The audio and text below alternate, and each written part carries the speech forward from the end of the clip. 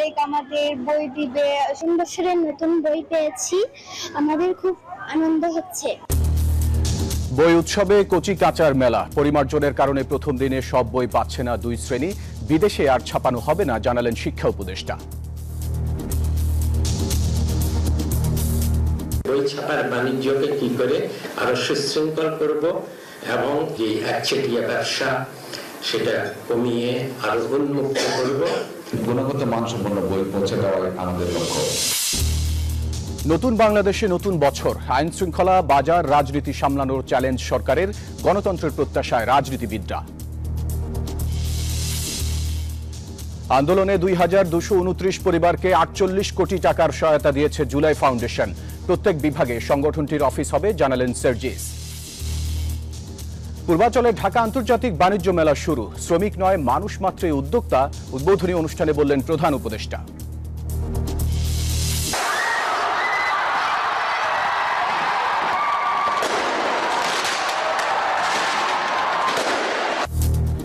বর্ণিল সজ্জায় দেশে দেশে নতুন বছর বরণ। 31st নাইটে বাংলাদেশেও নানা আয়োজন।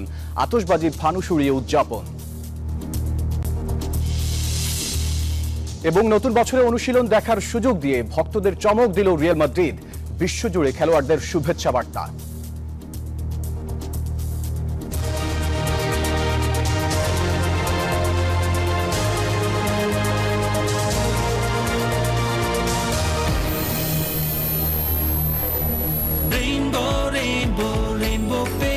Rainbow Paints, the color of joy. দর্শক, স্বাগত নিউজ 24 সংবাদে। পুরো সংবাদে আপনাদের সাথে আছি আমি ফয়সাল মাহমুদ। দেখছিলেন সংবাদ শিরোনামগুলি। শব্দের আরেক নাম, একদম ইউনিক স্ট্রাকচারাল ডিজাইনের কসমিক ডো। এর ওয়াল থিকনেস ও রিপ থিকনেস বেশি থাকা থেকে 50 বছরেরও বেশি। কসমিক ডো, নিশ্চিন্তে 50 বছর। এবারে পুরো খবর। বছরের প্রথম দিনে বই উৎসবে মেতেছে ক্ষুদে শিক্ষার্থীরা। স্কুলে স্কুলে নতুন বইয়ের ঘ্রাণ। পরিমার্জনের কারণে ছাপায় দেরি হওয়ায় বছরের প্রথম দিনে সব বই পাচ্ছে না অষ্টম ও নবম শ্রেণীর শিক্ষার্থীরা। বুধবার পাঠ্য বইয়ের অনলাইন ভার্সন উদ্বোধন করে শিক্ষা উপদেষ্টা বলেছেন, অপচয় রোধে বিদেশে আর ছাপানো হবে না পাঠ্য বই। স্কুলে স্কুলে নতুন বইয়ের ঘ্রাণ। বছরের প্রথম দিনে বই উৎসবে মেতেছে ক্ষুদে শিক্ষার্থীরা। শীতের সকালে আড়মোড়া ভাঙলেও অপেক্ষার প্রহর যেন শেষ হয় না কখন আসবেন অতিথিরা। সকালের হলুদ রোদে শুরু হলো উৎসব। সকালে ঘুম থেকে উঠে আমার অনেক ভালো লাগছিল যে আজকে 1 তারিখ আমাদের বই দিবে। বছরের নতুন বই পেয়েছি, আমাদের খুব আনন্দ হচ্ছে। বই পেয়ে শিক্ষার্থীদের সে কি বাঁধ ভাঙা উল্লাস। বুধবার সারা দেশ জুড়ে প্রাথমিক বিদ্যালয়গুলোর মাঠের চিত্র ছিল এমনই। আজকে থেকে আমরা পড়া শুরু করবো। আমরা বাংলা, ইংলিশ আর গণিত বই পেয়েছি। পাঠ্য বই পরিমার্জনের কারণে 3টির বেশি বই বছরের প্রথম দিন পাচ্ছে না অষ্টম ও নবম শ্রেণীর শিক্ষার্থীরা। এজন্য দুঃখ প্রকাশ করেন এনসিটিবির চেয়ারম্যান। বলেন, বই উৎসবের নামে অপচয় হয়েছে বিগত সরকারের আমলে। বছরের পর বছর জানুয়ারি মাসের 1 তারিখে বইয়ের নামে যে উৎসবের নামে যে অপচয় হয়েছে, উৎসবের বাহুল্য বাদ দিয়ে আমরা শিক্ষাবর্ষের শুরুতে সকলের নিকট বই পৌঁছে, গুণগত মানসম্পন্ন বই পৌঁছে দেওয়াই আমাদের লক্ষ্য। বুধবার রাজধানীর আন্তর্জাতিক মাতৃভাষা ইনস্টিটিউটে পাঠ্য বইয়ের অনলাইন ভার্সন উদ্বোধন করেন শিক্ষা উপদেষ্টা ওয়াহিদুদ্দিন মাহমুদ। বলেন, বই ছাপা বাণিজ্য বা একচেটিয়া ব্যবসাকে উন্মুক্ত করে আরো সুশৃঙ্খল করার চেষ্টা থাকবে। বই ছাপার বাণিজ্যকে কি করে আরো সুশৃঙ্খল করব এবং যে একচেটিয়া ব্যবসা সেটা কমিয়ে আরো উন্মুক্ত করব, সেটা প্রচেষ্টা চালিয়ে যাব। আগামী 5 জানুয়ারি প্রাথমিক ও দশম শ্রেণীর সব বই, 10 জানুয়ারি মাধ্যমিকের 8টি বই এবং 20 জানুয়ারির মধ্যে সব বই পাঠানোর চেষ্টা করা হবে বলে জানান শিক্ষা উপদেষ্টা। শাফিয়া ইসলাসনা, নিউজ 24, ঢাকা। এই যে আমার ব্যাংক আরএফএল গ্যাস স্টোভ, এর সায়েন্টিফিক নজল আর ব্রাশ বার্নার তাপকে সমানভাবে ছড়িয়ে খরচ বাঁচায় 25%। আরএফএল গ্যাস স্টোভ নিরাপদ ও গ্যাস সাশ্রয়ী। 304 ফুড গ্রেড স্টেইনলেস স্টিলে তৈরি, যা নিশ্চিত করে জংবিহীন সিঙ্কের আজীবন নিশ্চয়তা। আরএফএল কিচেন সিঙ্ক, স্বাস্থ্যকর কিচেনের চিরস্থায়ী সমাধান। খ্রিস্টাব্দের হিসেবে শুরু হলো আরও একটি নতুন বছর। যে কোনো নতুন যাত্রায় থাকে নতুন স্বপ্ন আর প্রত্যাশা। রাষ্ট্র ব্যবস্থার পরিবর্তিত পরিস্থিতির বাংলাদেশে সে প্রত্যাশা যেন অনেকটাই বাঁধ ভাঙা। ভঙ্গুর রাষ্ট্রের প্রতিটি খাত বিনির্মাণে তাই চাপও বাড়ছে অন্তর্বর্তী সরকারের উপর। সেসব চ্যালেঞ্জ উত্তরণে কোন কোন জায়গায় সরকারকে হতে হবে মনোযোগী, নানান খাতের বিশেষজ্ঞদের পর্যবেক্ষণ ও পরামর্শ নিয়ে বিস্তারিত জানাচ্ছেন মুরসালিন হক জুনায়েদ। এক একটি নতুন সম্ভাবনার আশা জাগিয়ে ঘটে প্রতিটি সূর্যোদয়। ক্যালেন্ডারের পাতায় ঘুরে আসে নতুন আরও একটি বছর। পুরনো বছরের সব গ্লানি কাটিয়ে রাষ্ট্র ব্যবস্থার প্রতি থাকে নাগরিকদের প্রত্যাশা, তাই চাপ থাকে রাষ্ট্র পরিচালকদের ওপরেও। জুলাই আগস্টে ছাত্র জনতার বিক্ষোভ পরবর্তী পরিবর্তিত বাংলাদেশে নতুন স্বপ্নে গোটা জাতি। নতুন বছরে আইন শৃঙ্খলা, বাজার, অর্থনীতি, নির্বাচন এবং রাজনৈতিক পরিস্থিতি সামাল দেওয়ার চাপ আছে অন্তর্বর্তী সরকারের উপর।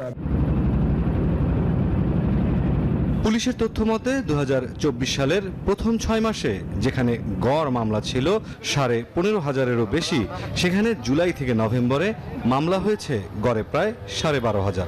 এই সমাজবিজ্ঞানী মনে করেন পরিসংখ্যানে অপরাধ পরিস্থিতি কিছুটা উন্নতি হলেও বাস্তব প্রত্যাশা এখনো অধরা।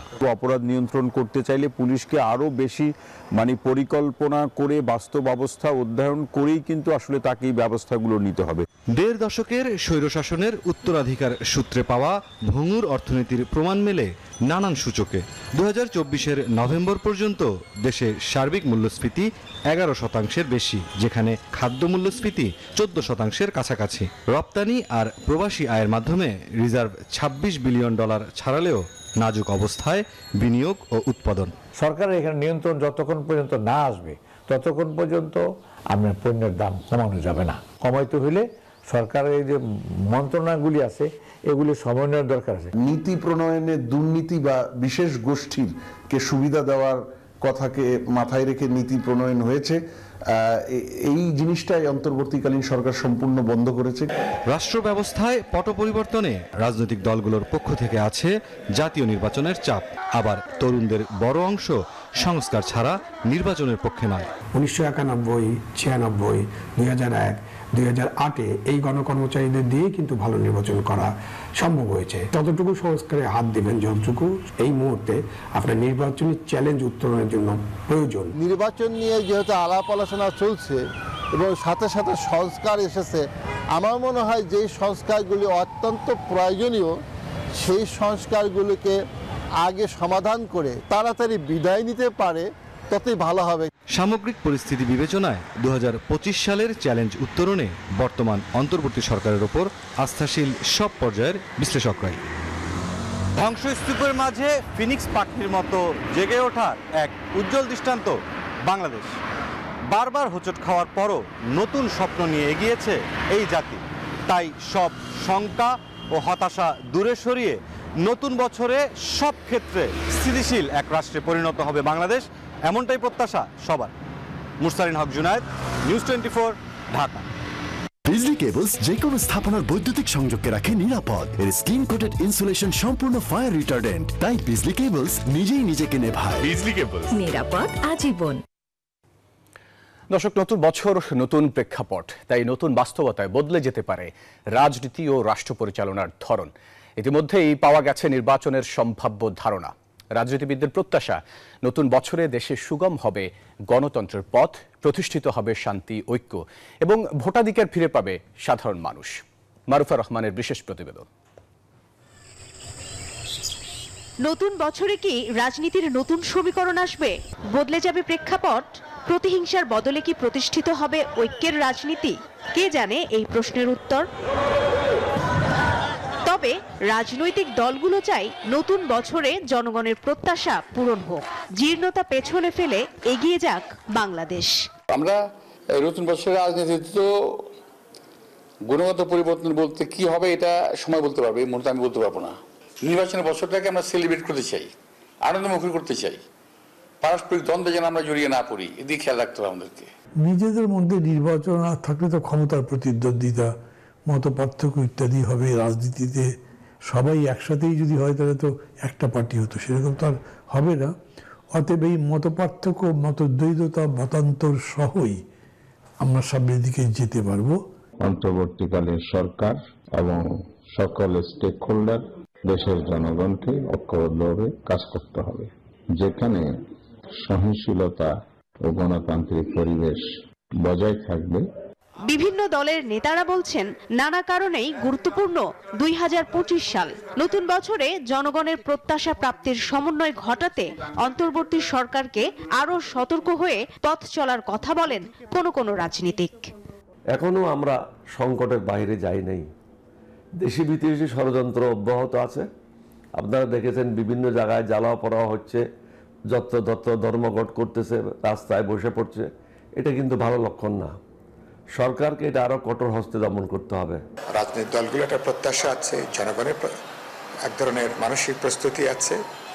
এখন দরকার হবে অন্তর্বর্তী সরকার এবং নির্বাচন কমিশন রাজনৈতিক দল সহ সংশ্লিষ্ট সবার সঙ্গে আলাপ আলোচনা করে গণতান্ত্রিক উত্তরণের এই সুনির্দিষ্ট পথ নকশাটা ঘোষণা করা। অনেকের মতে বিপ্লব পরবর্তী সংস্কার, নির্বাচনের মতো মৌলিক ইস্যুতে যৌক্তিক সমাধান না হলে সামনে জটিল হবে পরিস্থিতি। আগস্টের আগে যে অবস্থা ছিল, এই পরিস্থিতি বাংলাদেশে যেন কখনো না আসে। তো ওই ধরনের পরিস্থিতি হয়েই যায়, তাহলে এদেশ থাকবে না। পরস্পরের প্রতি সহানুভূতি হতে হবে, আরো রাজনৈতিক দল আছে সেটা ভাবতে হবে। আগামী দিনগুলো সংস্কার নিয়েও আরো বিভাজন দেখতে পারে। সংস্কার নিয়ে মতপার্থক্য তীব্র হলে এর মধ্যে পরস্পরের সাথে সম্পর্কের অবনতি হতে পারে। প্রত্যাশা সংস্কার শেষে যৌক্তিক সময়ে ভোট হবে। নতুন বছর জুড়েই চলবে নির্বাচনী কর্মযজ্ঞ।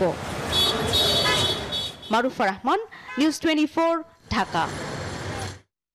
সংস্কার একটি চলমান প্রক্রিয়া, এমনটি মন্তব্য করে বিএনপি স্থায়ী কমিটির সদস্য ডক্টর আব্দুল মঈন খান। তিনি বলেন, আগে সংস্কার পরে নির্বাচন, এসব বক্তব্য কোনো অর্থ বহন করে না।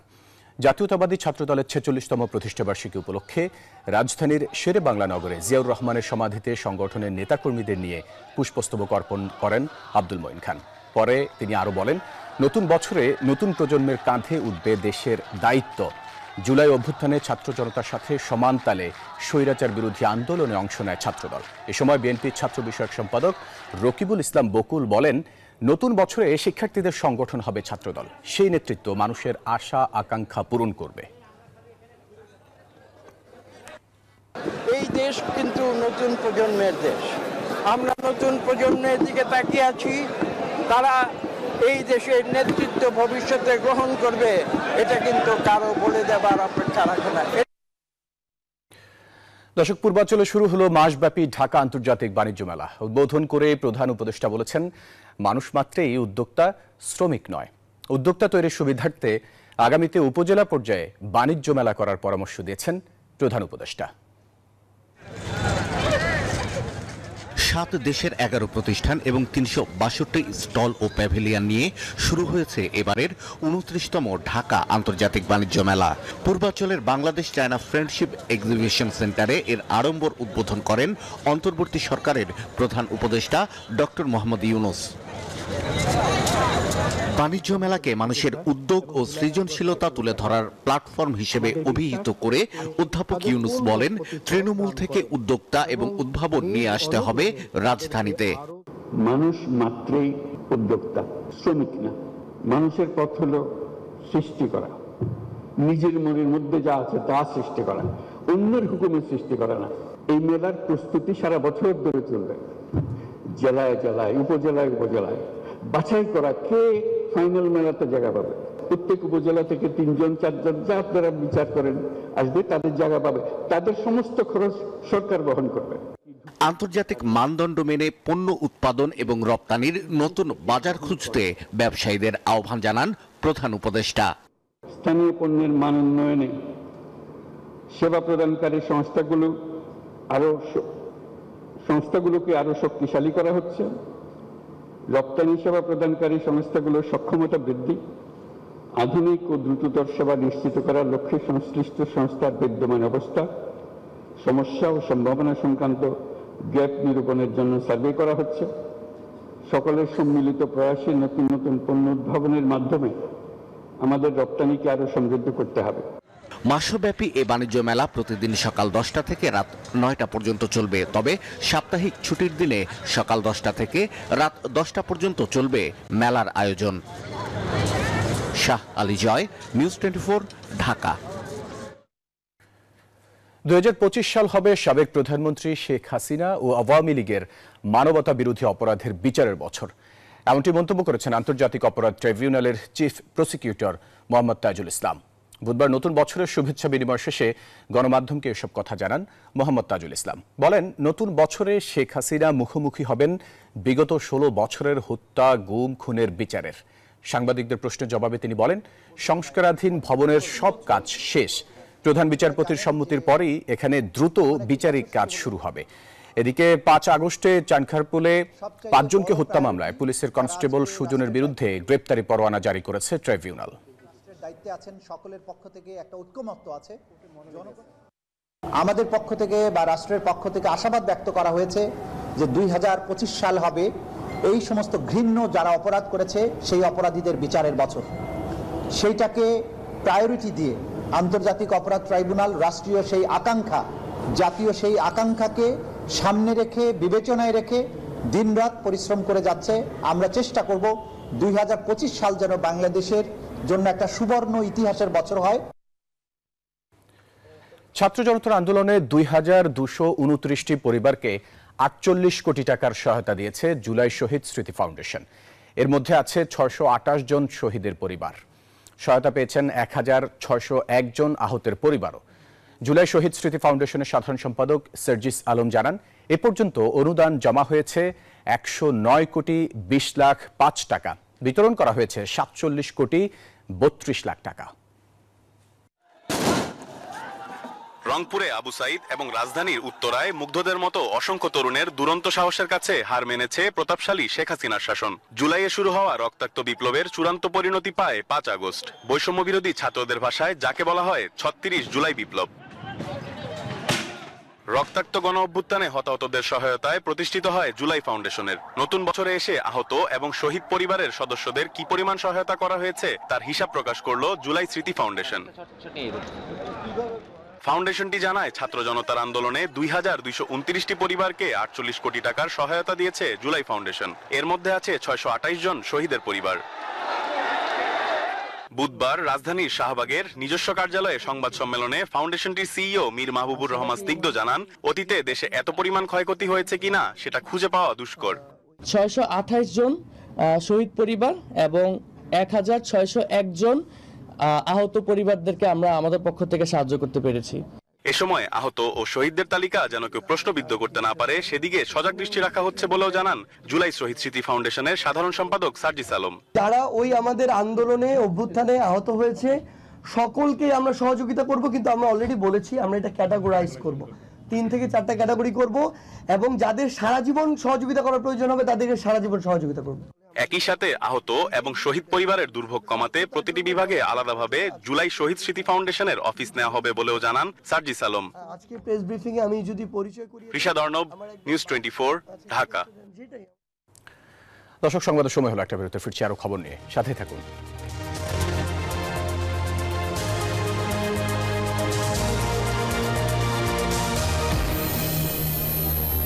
ডুডলস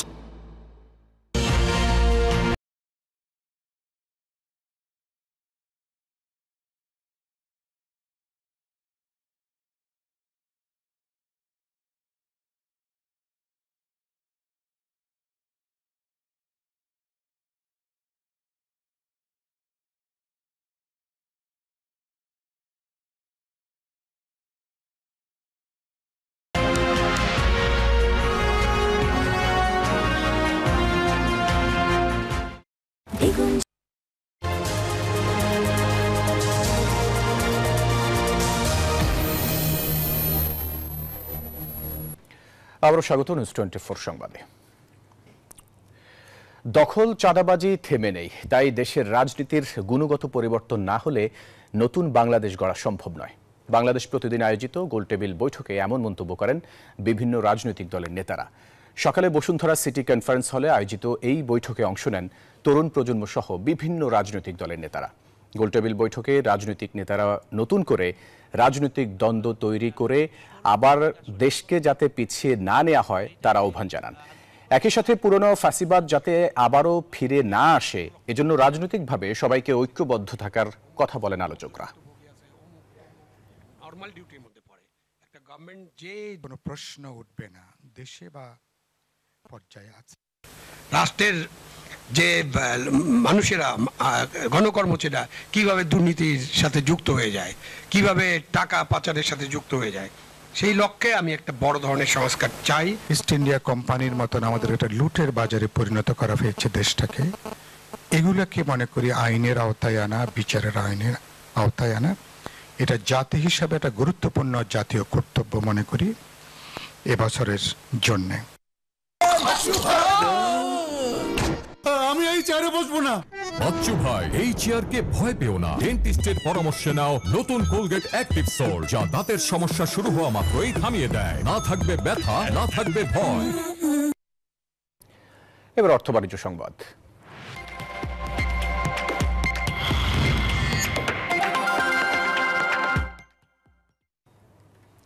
পাহাড় সম চ্যালেঞ্জ মাথায় নিয়ে 2025-এ পা রাখছে দেশের অর্থনীতি। নতুন বছরে ব্যবসার পরিবেশ ফিরিয়ে এনে বিনিয়োগ ও কর্মসংস্থানের সুযোগ তৈরি প্রধান লক্ষ্য সরকারের সামনে। শিল্পোদ্যোক্তাদের আশা, নীতি সহায়তা ও জ্বালানি সংকট নিরসন করে তাদের পাশে থাকবে অন্তর্বর্তী সরকার। আর অর্থনীতিবিদরা বলছেন, আর্থিক খাতে শৃঙ্খলা ফিরিয়ে মূল্যস্ফীতির লাগাম টেনে ধরার দিকেও নজর থাকবে সরকারের।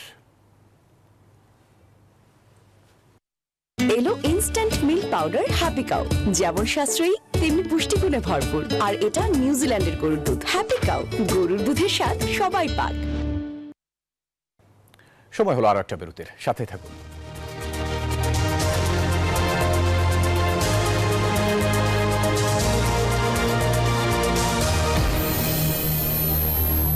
নুডলস খান নাই? তাহলে তো নুডলসই খান।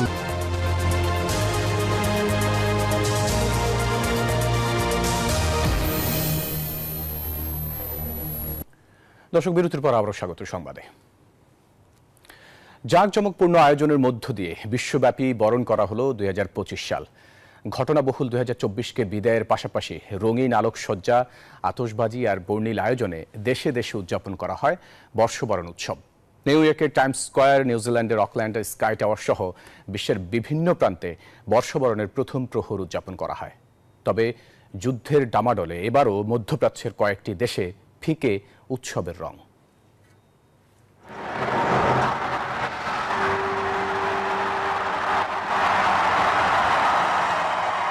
শেষ হলো ঘটনাবহুল আরেকটি স্মরণীয় বছর। প্রতিবারের মতো এবারও নতুন বছর 2025 সালকে বরণ করে নিতে বর্ণাঢ্য আয়োজনে মেতে উঠল যুক্তরাষ্ট্রের নিউ ইয়র্কের টাইমস স্কয়ার। নতুন বছরের প্রথম প্রহর উদযাপন করতে জড়ো হয় পর্যটক সহ কয়েক লাখ মার্কিনী। ঘড়ির কাঁটায় স্থানীয় সময় রাত 12টা বাজতে নিউজিল্যান্ডের অকল্যান্ড শহর ছেয়ে যায় বর্ণিল আলোকছটা এবং আতশবাজিতে। এর আগেই অবশ্য প্রশান্ত মহাসাগরীয় ছোট্ট দ্বীপরাষ্ট্র কিরিবাতি নতুন বছরকে স্বাগত জানায়। নতুন বছর ঘিরে কয়েকদিন থেকেই চীন সেজেছে বর্ণিল সাজে। আতশবাজি আর মুগ্ধকর আয়োজনে চলছে নতুন বছর বরণ। নতুন বছরকে স্বাগত জানাতেই সেজে ওঠে অস্ট্রেলিয়ার বড় বড় শহরের আকাশ। বছরের প্রথম প্রহরে আতশবাজি প্রদর্শনীর আয়োজন করা হয় লন্ডনে। তবে নতুন বছরকে বরণে যখন দেশে দেশে নানা আয়োজন, তখন মধ্যপ্রাচ্যের দেশ সিরিয়া, ফিলিস্তিন, লেবাননে আতশবাজির বদলে বোমার আওয়াজে আতঙ্কিত লাখো মানুষ। উৎসব নয়, নতুন বছরে যুদ্ধ বন্ধের প্রত্যাশা তাদের। Desk report, news 24। এবারে খেলার খবর। নতুন বছর উপলক্ষে ভক্তদের জন্য চমক রেখেছিল football club Real Madrid. Close door অনুশীলনের কথা থাকলেও সেটি বাতিল করে ভক্তদের অনুশীলন দেখার পাশাপাশি ফুটবল উপহার ও অটোগ্রাফের ব্যবস্থাও করেছিল। এদিকে পর্তুগিজ তারকা ক্রিশ্চিয়ানো রোনালদো, লিওনেল মেসি সহ ফুটবলাররা শুভেচ্ছা জানিয়েছেন। টাইগার ক্রিকেটাররাও ভক্তদের ধন্যবাদ জ্ঞাপন করেছেন। নতুন বছর, নতুন প্রত্যাশা, নতুন স্বপ্ন, নতুন পরিকল্পনা। সেই নতুনকে সঙ্গী করে শুরু হলো আরও একটি বছর। সারা বিশ্বে উৎসবমুখর ভাবেই পালিত হয়েছে দিনটি। ক্রীড়াঙ্গনের মানুষেরাও বরণ করে নিয়েছেন এই বছরকে। পুরনো স্মৃতি ভুলে নতুনকে আঁকড়ে ধরেই চলতে চায় তারা। সেই উপলক্ষে স্প্যানিশ ক্লাব রিয়াল মাদ্রিদও ভক্তদের হতাশ করেনি। মাদ্রিদের প্র্যাকটিস গ্রাউন্ড আলফ্রেদো দা স্টিফেনায় ভক্তদের সঙ্গে ফুটবলারদের সাক্ষাৎ করিয়েছেন। ক্লোজ ডোর অনুশীলন বাতিল করে প্রায় 5,000 দর্শকের সামনে অনুশীলন করেছে রিয়াল ফুটবলাররা। অনুশীলন শেষে ভক্তদের ফুটবলও উপহার দিয়েছেন ভিনিসিয়াস এমবাপ্পেরা, অটোগ্রাফও দিয়েছে গ্যালাক্টিকোস ফুটবলাররা। দারুণ লাগছে, আমার প্রিয় দলের অনুশীলন দেখতে পেরেছি মাঠে বসেই, তাদের অটোগ্রাফও পেয়েছি। পরিবার নিয়ে এসেছিলাম রিয়াল মাদ্রিদের প্র্যাকটিস দেখতে, মনটা ভরে গেল। এদিকে পর্তুগিজ সুপারস্টার ক্রিশ্চিয়ানো রোনালদো এই দিনটি পরিবারের সঙ্গেই ভাগ করে নিয়েছেন। দুবাইয়ে ব্রুজ খলিফার সামনে থেকে একটি ভিডিও পোস্ট করেছেন। ফুটবলের খুদে জাদুকর লিওনেল মেসিও হ্যাপি নিউ ইয়ারে সময় কাটিয়েছেন পরিবারের সঙ্গে। বাংলাদেশের ক্রিকেটাররাও সামাজিক যোগাযোগ মাধ্যমে সরব ছিলেন। তামিম ইকবাল, মুমিনুল হকরা এই দিন উপলক্ষে ফেসবুকে স্ট্যাটাস দিয়েছেন। 2024 সালটাও স্বপ্নের মতো কেটেছে মেহেদী মিরাজের। এই দিনে তার ভক্তদের ধন্যবাদ জানিয়েছেন পাশে থাকার জন্য। ভারতীয় pacer Jasprit Bumrah border Gavaskar trophy খেলতে এখন অস্ট্রেলিয়ায়। সহধর্মিণী সানজানাকে পাশে নিয়ে ছবি পোস্ট করেছেন। শুভদেবনাথ, নিউজ 24। দর্শক, ছিল নিউজ 24 সংবাদে। এতক্ষণ সাথে থাকার জন্য ধন্যবাদ সবাই।